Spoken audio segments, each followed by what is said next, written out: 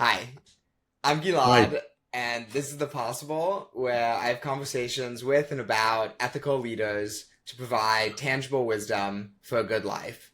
It's an absolute pleasure to be joined today by none other than the prolific cultural historian and writer David Reynolds, the author of 15 books spanning the Civil War, including ones on Emerson, Thoreau, Harriet Beecher Stowe, and what we're here to discuss today, Abraham Lincoln. Professor Reynolds is the recipient of many prestigious awards, including the Lincoln Prize, for his work on Abe, Lincoln in His Times. And I have to say personally, your book has had a tremendous impact on me. I am in law school, and every day I pass a bust of Abraham Lincoln. And when I see his face, I think about resilience and humility and what it means to serve. So thank you so much for being here. It's great to be here. I want to start broadly thinking about American history. Do you think there are any misconceptions that many Americans have about the 19th century, about our history, about Lincoln? I think the most common misconception is that people tend to simplify the past. They imagine the past as some good old quaint era uh, when things were okay, and there was this kind of the Declaration of Independence affirming these kind of timeless values that are there, and the Constitution is there, and let's return to the original Declaration, and things will be okay. Or even some people praise the 1950s as a time of cultural cohesion and optimism, national unity. But we have to realize that history is very complex, and America has always been polarized. And democracy is not a static phenomenon whatsoever. It's a contested one. It's one that's always been struggled over. There's always been a so-called right and a so-called left. There's no single period of national unity. There's no great moment in the past to which we should return. What there is are certain individuals who make a moral stand that resonate and that have influence and impact. And in America, that means striving toward a more just democracy. Not that any of them fantasize that this would ever really come true in an absolute sense, but always struggling toward that ideal. In many ways, I guess Lincoln is the capturer of the struggler for justice. If your great grandchildren were to know one story, one idea about Lincoln, what would be that thing you would want them to hold? I would say, cling to a sense of social justice for everyone. As Lincoln said at Gettysburg, the nation was dedicated to the proposition that all men, he meant all humans, are created equal. And he put that in his very first sentence. It was considered much too radical by his critics. Some of them said, oh, why is he defending African Americans and all that? But he really meant that. He meant all people. We're all humans. We're all equal. Another thing that I would hope my grandchildren would absorb is his idea of humility. He said America can be destroyed only by two things, not by outside powers, but by two things, either mob action, or he said by someone who considers himself a Caesar, a Napoleon, someone who basically takes office because of self-importance, because of pushing himself and his pride. Those two things, he said, either of those could destroy democratic institutions. So I would remind my grandchildren to, no matter how smart you are or how much you succeed in school or in your profession to always retain a kind of humility. Absolutely. Retain We're all humility. human beings at the end, and no person is above another, even if they achieve some high position. I think that's a really powerful idea. When you were writing about Abraham Lincoln, was there anything that you struggled to include in the book that you thought, how do I fit this into the context of who he is? Or was there anything you chose maybe not to include? There were a couple of moments in his 1858 debates with Stephen Douglas. Stephen Douglas actually won that race. It was for the Senate from Illinois, but Lincoln had a series of debates. And Douglas was like the arch white supremacist. He made no bones about it. He said, America must always be ruled by white people. The Declaration of Independence meant only white people are created equal and everything like that. And the state of Illinois had a law called the Negro Exclusion Act that said if you were black and if you came into this state and were not already here, this was in 1854, you'd have to leave or go to jail. I mean, it was a horrible law. So Lincoln lived in that state, and Stephen Douglas was immensely popular and influential. So there was a moment when Lincoln was asked to comment on the race issue, and he gave kind of a laundry list of things like, well, I've never supported black people from being on juries and voting and everything. And it was hard for me to kind of integrate that and explain that. But I did explain it by saying that, okay, out of 7 debates, he mentioned that once, but then in the next sentence, he said, but still, African Americans are included in the Declaration of Independence. So he had to make that nod to kind of the prevalent racism of his day. And it's one that he never made again. But I had to include that. So that was a little difficult. Also, when he suspended habeas corpus during the Civil War, that's taking a very large step. Habeas corpus means being arrested, but being also, while you're being arrested, being told why, the reason for your arrest. You're given a justification for your arrest. You are under arrest for. And for several disloyal people in the North, he suspended habeas corpus and took them into, imprisoned them, usually quite briefly. But a lot of historians have gotten on his back because of that.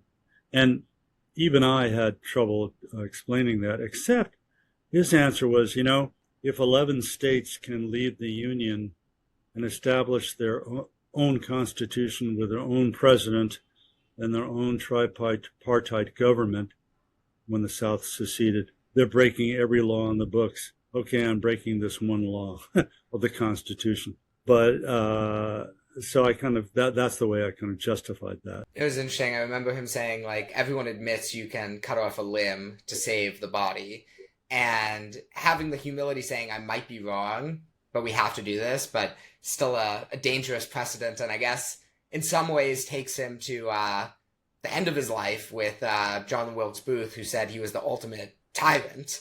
Could you speak a little to their relationship when Lincoln was alive, and that he definitely knew of Booth and he even invited him to the White House, but how did they engage and how did theater kind of play a role in this relationship? Well, Lincoln loved to go to all kinds of plays, theater. He loved to go to Shakespeare and low comedy. In fact, he was assassinated the night that he was viewing Our American Cousin, which is a very silly comedy. It was kind of stupid. Anyway, but he saw John Wilkes Booth in kind of one of these lousy plays, but he didn't like the play that much, but he really liked Booth's acting, very much John Wilkes Booth's acting, which was really kind of over the top. But he said, I'd like to invite that guy to the White House. But Booth, when he heard about that, said, I would rather go into the presence of an N, I don't like to use the N word, than to be in the presence of that lover of N's, black people. And Booth had come from a Maryland background. His family farm was farmed by enslaved people. He wanted to return to a time of slavery. He was an he was actually sort of a typical Confederate sympathizer who hated Lincoln, thought him a tyrant, trying to impose moralistic abolitionism on the South, a king. And when Lincoln won the election of 1864, Booth, who had been thinking about assassination, said, well, now, this is going to be, he's a king, and he's going to reign now for a long time. They didn't have term limits in those years. He's going to reign. And then he gathered plans, and he decided to assassinate. First, he thought he would kidnap him and hold him in hostage, but finally he decided to both kill Lincoln and then, with his accomplices, kill several members of the cabinet, and at the same time, simultaneously. And the cabinet member and the vice president, Johnson, at the same time. The one who succeeded was Booth himself, who entered the theater. He was a well-known actor. He could get it. He was like the Brad Pitt of his time. He was very handsome, considered the handsomest man of his era. I don't know if we would think him that handsome or whatever. But anyway, and he snuck in and he shot Lincoln with a derringer in the back of the head. Then he leapt onto the stage and said, "Sic semper tyrannis," thus always to tyrants, to kings, to tyrants. So, and then he fled. 12 days later, he was captured, and he was killed in kind of a shootout down in Virginia. But yeah, it's kind of an interesting contrast of the handsomest man and also Lincoln, in some ways. I wouldn't say ugliest, but definitely not prettiest. Could you speak a little to how he leaned into his awkwardness and what that meant for him as a campaigner, and what would that look like for someone to do today? Yeah, I don't think that we would consider Lincoln particularly ugly, but certainly his opponents said he had large ears, size 14 feet, extra long arms. They called him a gorilla. His face was creased and he had sort of sunken cheeks and sunken eyes and so forth. And so they kind of made fun of that. And he made fun of his own ugliness, he said. And he liked to tell a story about a guy going around saying, if I find a guy uglier than myself, I'll shoot him. And he said, well, that's me, because, I'm the ugliest guy around. He kind of a selfie-facing joke. And quite often at the beginning of his speeches, he was known to sort of contort his already somewhat homely face into kind of a grotesque expression. He might tell a joke or two or something like that and pull his suspenders. And in a way, he won over his audiences by that kind of initial grotesqueness, so to speak. And then he would soar into this beautiful language that really won people over. So yeah. It's also there you see that he was really part of the culture, and that is a main point that you drive home, that Lincoln was a man of his times. How did he, at one hand, be so deeply involved, but on the other hand, refrain himself from being poisoned by some of the worst influences of the culture? How is he a part of it, but yet not taken down by the challenges of it? Well, he was raised in Kentucky in a log cabin. Books were very hard to get. Whenever he could get a book, he would beg, borrow, or steal a book. Never stole a book, but he would walk miles to read a book. He only had a total of 1 year of education, 3 months in 7th grade, 3 months when he was 13. He was needed to cut down trees and to help farm and everything during the season. So during the winter months, he sometimes went to these schools. But kind of like Frederick Douglass, who never, the ex-slave who never went to school at all. And yet I wish I could write like Frederick Douglass. Or Walt Whitman, who, because of family issues, had to leave school at age 11, and yet uses more different English words in his poetry than anybody but Shakespeare. The idea of being self-taught, the idea of, okay, I'm not learning what I need to in school. I'm going to feed my brain with as much material as possible. And for Lincoln, that meant, yes, exploring popular culture. He loved grotesque frontier humor. He loved scatological humor, dirty jokes. He loved songs that today are ridiculously sentimental. It seemed, well, I mean, they wouldn't even be sung today, but they were simplistically sentimental. And yet he knew Shakespeare so well that he could recite Shakespeare by the page. And when he recited Shakespeare, he wouldn't do it like I sometimes do at a cocktail party. Okay, here's the introduction to the Canterbury Tales.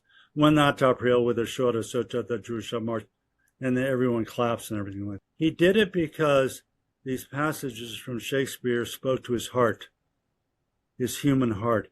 He saw every passion expressed in Shakespeare. Not just Shakespeare, but also other great poets. Byron, Longfellow, Robert Burns. And he memorized these things because they spoke to him. And so there was a real humanistic side to him. And Emerson said about Shakespeare that he's our only president who spanned culture from the lowest to the highest, from the lowest to the highest. And it was that kind of holistic vision that fed into his humanity.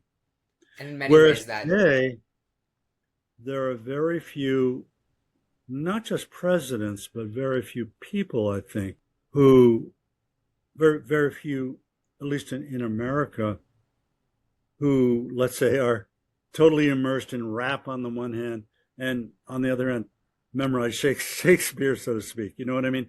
Very, very few people do that, and yet he did it. It was amazing. And it sounds like it allowed him to connect with people and to really understand the challenges of everyday people, but also to think deeply about what it meant to be human and what it meant to be part of a nation and taking kind of the best of both.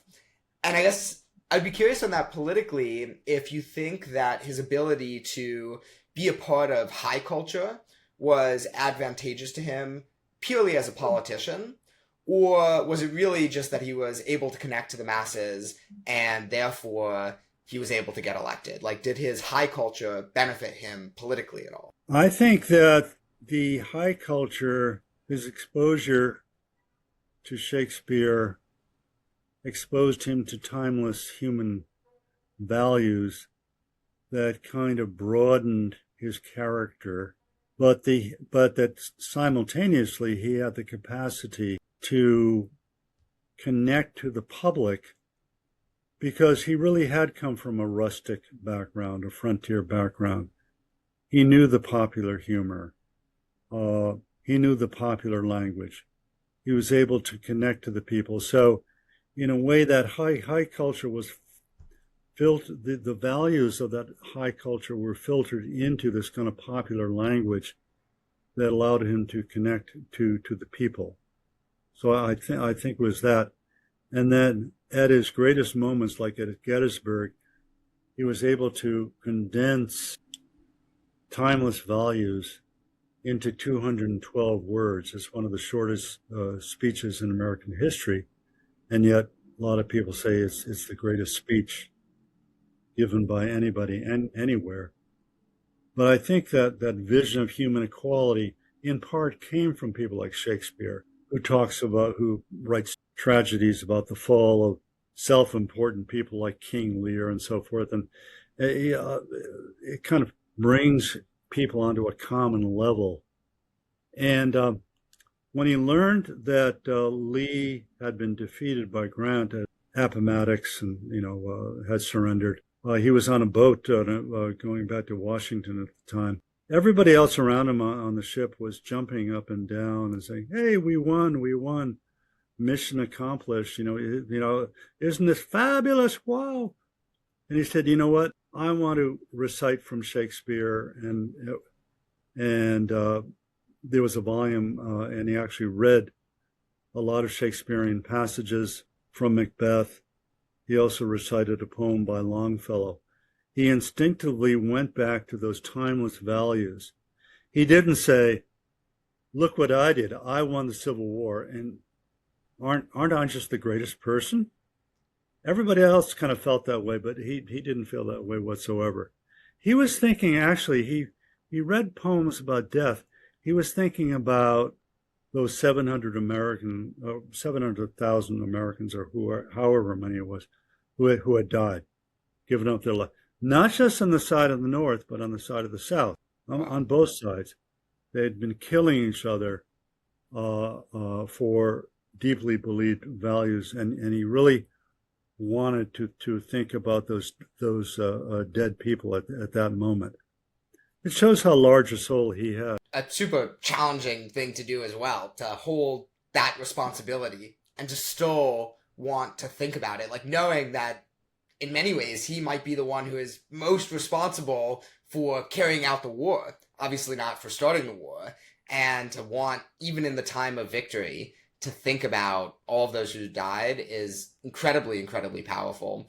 And I guess just going back to his appeal, the way that he was able to rise to power, he won young men was something that you pointed out.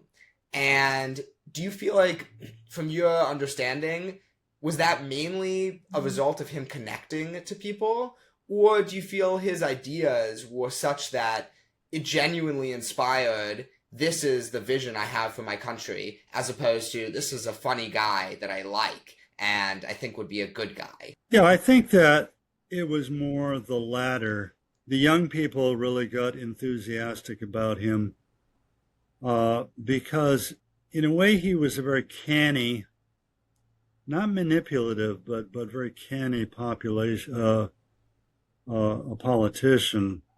He didn't particularly like the nickname Abe, and yet he said, "I know that Abe, that name got me elected," because the campaign was run as really, he was the frontiersman, he was the rail splitter, the guy with a rolled up shirt and an axe and chopping logs and everything.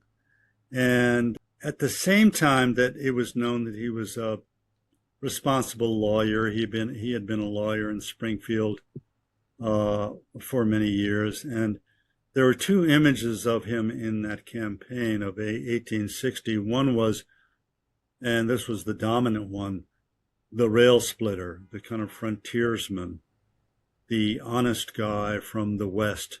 Illinois was then considered the West, who came to Washington to kind of clean out the muck left behind by James Buchanan and Franklin Pierce.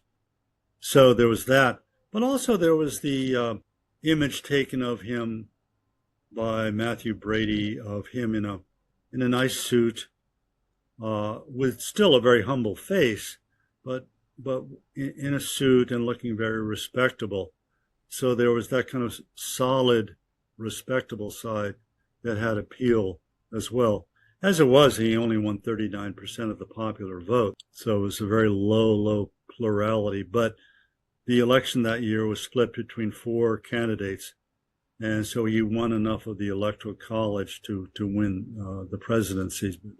It was a pretty close election in that sense. If the amount of votes gathered by his opponents were gathered into one, he would have lost, but they were divided. But he did appeal. He did have that dual appeal. I think it's interesting also to think about the election, where the way that so many people came to power was by putting others down and by feeding into this culture of animosity and hatred. But he stayed above the fray. Did that hurt him politically at all? Did it help him? Was it neutral? Like, how did he amass the presidency when everyone else was feeding into this culture of hate, and we've seen how powerful that can be. Yeah, he, back in those days, it was considered undignified to campaign for yourself. So he stayed in Springfield in his law office during the campaign. He didn't give speeches. Back then, presidential candidates. But his party rallied around him. There were many campaign biographies of him that really emphasized those two images, particularly the one of the rail splitter, the humble, honest, sort of pure American, but also the respectable one, the shrewd lawyer as well. There were several campaign biographies, many rallies on his behalf that emphasized his kind of popular appeal. So he was seen by Northerners as being preferable to more ardently anti-slavery people such as Salmon Chase or William Henry Seward. And in the Republican convention in the spring of 1860, he was chosen because he was chosen on the third ballot. He was actually trailing to Seward and Chase in the early ballots, but finally there was an overwhelming gravitational pull toward him because he was comparatively neutral. He kind of looked like a centrist, and he kind of maintained that centrist view. He was called from a Quaker background and so forth. He wasn't from a Quaker background. He's from a Baptist background. And the Quakers were known to be mild people who actually were admired both by the South and the North. On the one hand, they were anti-slavery. On the other hand, they were very much for peace, not for a war. So he looked almost like a peace candidate in the projection of his image in 1860. One thing that stood out to me was it seemed the appeal of his centricity, of Lincoln's centricity, was underpinned by a fundamental value of unity. And today, where there is a lot of division, do you think it is more cultural that drives it? Do you think it's more policy-driven? Do you think in Lincoln's time it was more cultural? Was it more policy-driven? Because he had, in some ways, a policy solution. But if it is cultural, how do you overcome those divisions? Stay tuned for part 2. We will be back next week. Please rate and subscribe.